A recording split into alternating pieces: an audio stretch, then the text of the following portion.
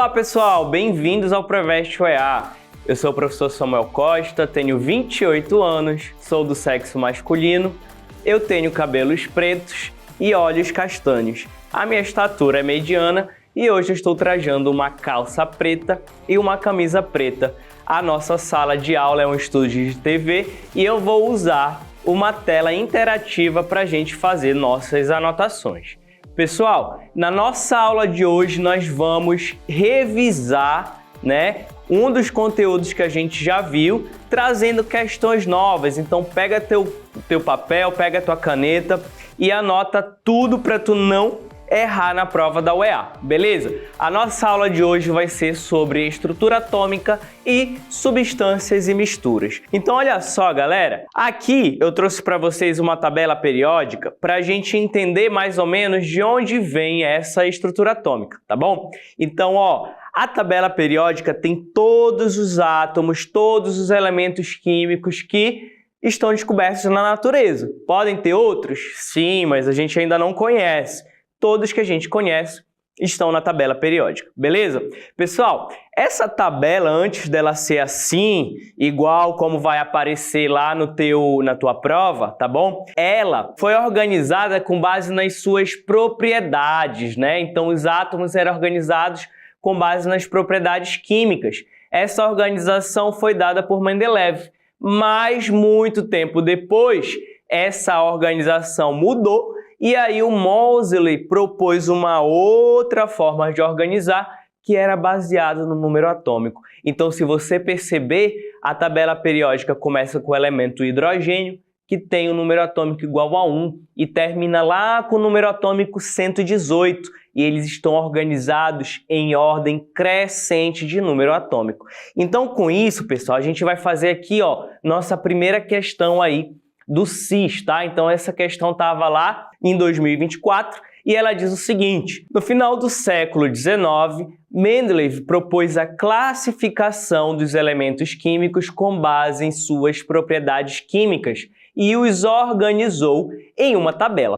Então ele foi o primeiro a propor uma organização. No entanto, o critério adotado para a sequência linear dos elementos não era periódico, pois se baseava no aumento da massa do elemento químico. E ainda, havia algumas pequenas inconsistências nessa tabela.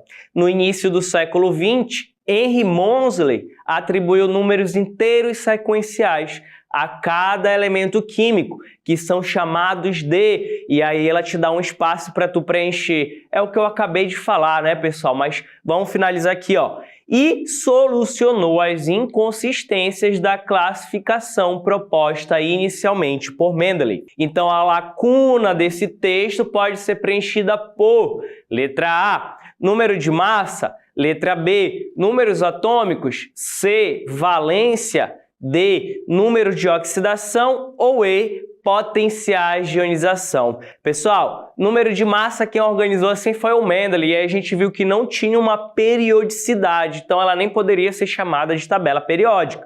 Ela só pôde ser chamada de tabela periódica quando ela passou a apresentar uma periodicidade. E essa periodicidade apareceu quando Moseley propôs uma organização baseada na ordem crescente de número atômico. Portanto, a nossa resposta aí é a letra B.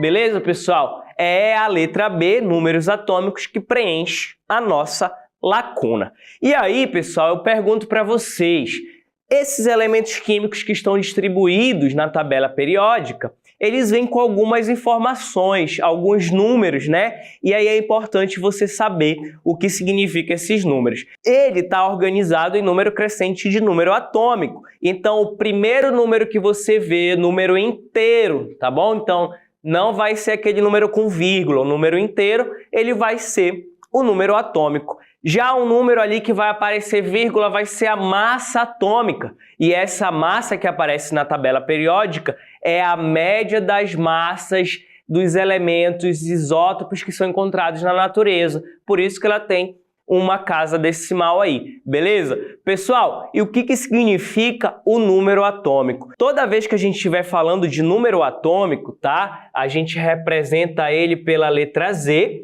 e esse número atômico significa o número de prótons que tem no átomo, o número de partículas positivas que está dentro do núcleo do átomo, beleza? Então, pessoal, se um átomo tem 3 prótons, o número atômico dele vai ser igual a 3.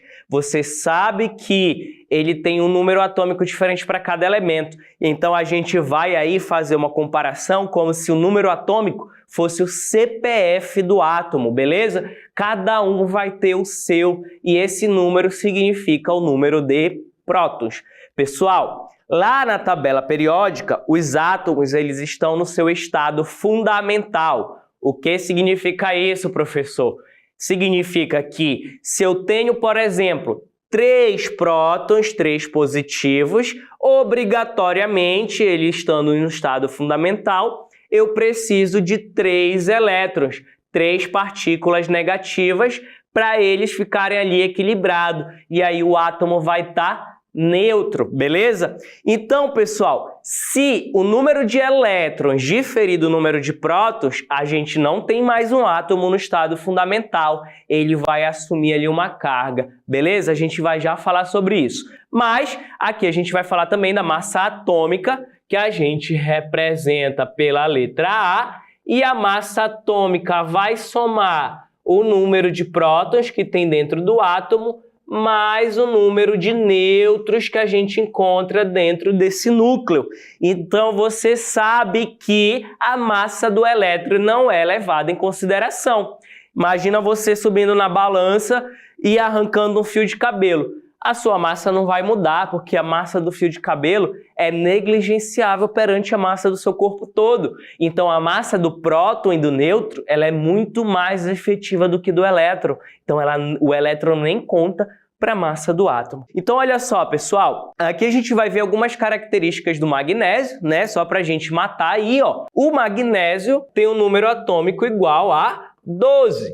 E a sua massa é igual a 24,3. Se o magnésio tem número atômico igual a 12, significa que ele vai ter 12 partículas positivas e 12 partículas negativas que a gente chama de elétron.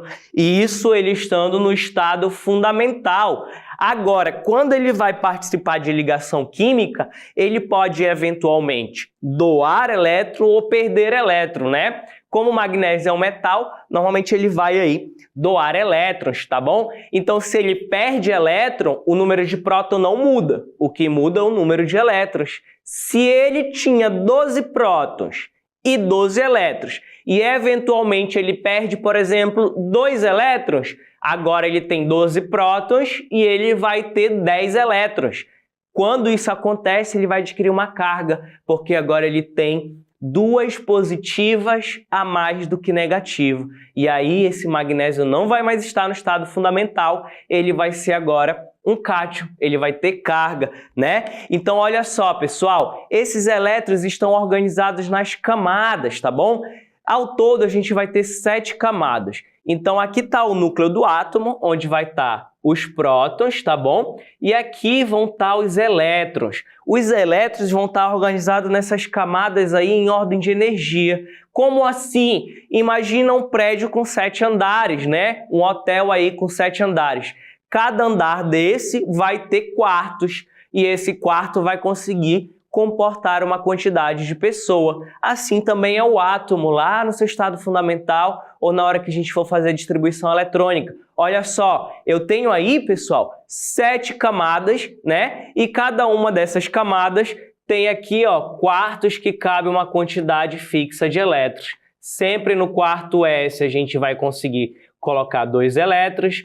No P a gente vai conseguir colocar 6. No D a gente vai conseguir colocar 10 e no F a gente vai conseguir colocar 14. E na hora de você preencher esse elétron, você tem que seguir aí, ó, a ordem de energia. Então, sempre colocando a setinha de cima para baixo, até você colocar o número completo de elétrons. Então, olha só, quando a gente tem um átomo neutro e ele doa elétron, ele fica com mais prótons do que elétrons. Então, ele vai se transformar em um cátion. Olha só aqui, ó, eu tenho mais positivo, né, do que negativo.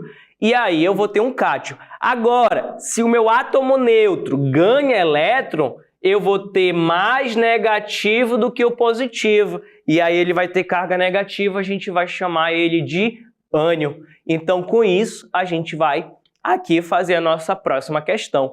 A diferença entre átomo neutro e íon reside na carga total das partículas que constituem a espécie química. Considere a tabela a seguir, que apresenta o número atômico, o número de massa e o número de elétrons de 3 espécies químicas.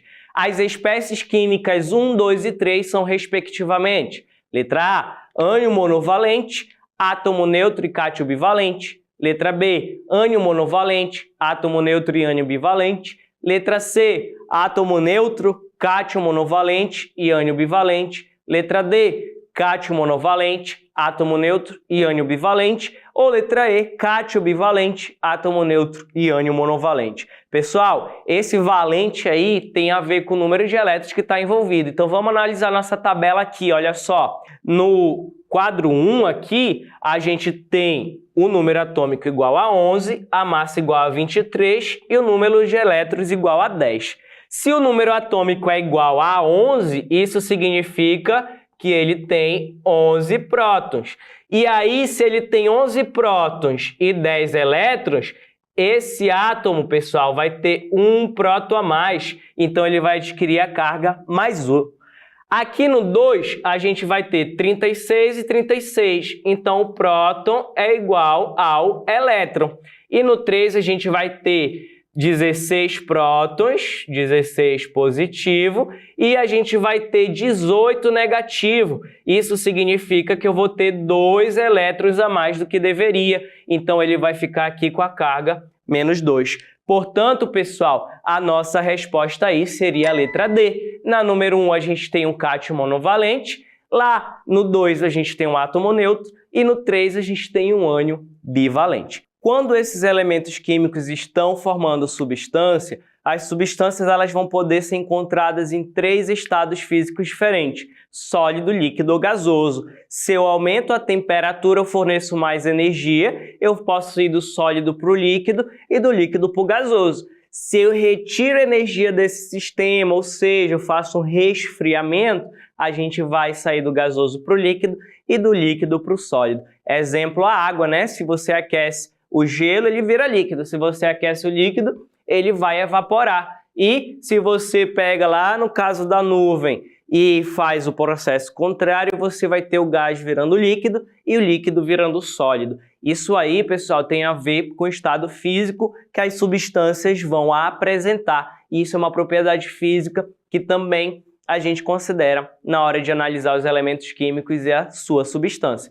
E com isso, a gente vai chamar aqui a Manu, que ela tem uma pergunta, uma dúvida.